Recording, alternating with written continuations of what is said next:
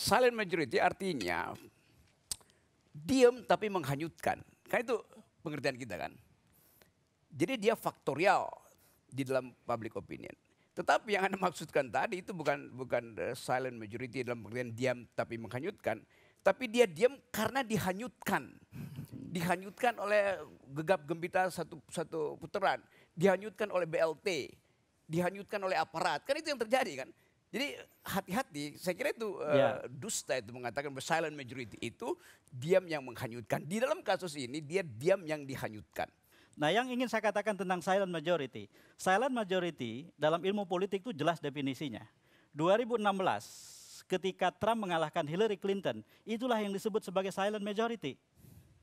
Betapa Trump itu sangat menakutkan buat banyak orang Amerika. Dari narasinya, dari cara dia berdebat, dari ketidaksopanan bahasa tubuhnya, dari cara dia melecehkan perempuan dan seterusnya. Orang takut untuk mengatakan saya mendukung Trump. Ternyata tiba-tiba silent majority itu yang kemudian membuat Hillary kalah dari Trump. Lalu yang kemudian kita jadikan perbandingan adalah ketika Biden menang. Biden menang itu adalah rekor partisipasi politik di Amerika dalam Pilpres mengalahkan 2008 ketika Obama mengalahkan rekor tahun 1960 ketika John F. Kennedy jadi presiden. Apa yang kita katakan tentang kejadian menangnya Biden? Itu bukan silent majority. Orang seperti Jennifer Lopez yang tidak pernah aktif berpolitik, tiba-tiba menggarang Latinos. Orang seperti LeBron James, NBA superstar yang selama ini tidak pernah berpolitik, tiba-tiba berpolitik.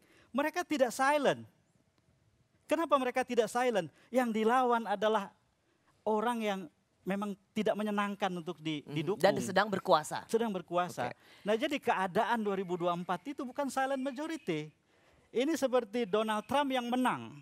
Kalau di sana itu Bidennya yang menang, ini Donald Trump yang menang begitu. Namanya Joko Widodo. Itulah bedanya. Jadi ini bukan silent majority. Pilpres 2024 kemarin itu yang angkanya 58 adalah jawaban dari silent majority ini. Bahwa sesungguhnya teror. Ada nggak salah menafsirkan silent of majority? Silent of majority itu adalah suara-suara yang tidak ingin terdengar, yang takut berbeda dengan kekuasaan. Silent majority itu definisinya adalah mereka yang puas kepada Pak Jokowi. Ada dua kategori silent majority. Konteksnya begini, kalau mereka sejalan dengan Pak Jokowi, sejalan dengan kekuasaan, mereka nggak perlu silent. Orang yang butuh silent adalah yang takut berhadapan dengan kekuasaan. Silent majority itu adalah kalangan menengah ke bawah. Ya. Pendukung Pak Prabowo ini kalau kita lihat di survei itu kan menengah ke bawah. Orang-orang yang relatif tidak punya akses kepada media. Mereka bukan guru besar yang kalau pakai baju toga lalu kemudian akan disorot oleh media begitu. Mereka nggak punya akses itu. Jadi suara artinya mereka nggak kedengaran. Anda lebih melihat mereka takutnya justru sama Bung Rocky begitu. Yang diteror pada hari siapakah Rocky Gerung? Dia tidak berada dalam kekuasaan. Ini justru datang dari fellow citizen yang mengatakan bahwa Anda itu tidak bermoral dan pilihan 02 tidak bermoral. Jadi mereka diam saja dan mereka membuktikan suara mereka pada 14 Februari kemarin. Oh, diamnya terhadap gerakan-gerakan moral itu. Padahal the revenge of silent majority against the elites.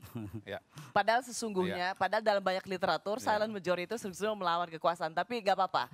Kalau buat yang menang beda pun nggak apa-apa. Bebas. Yang menang bebas bikin apapun.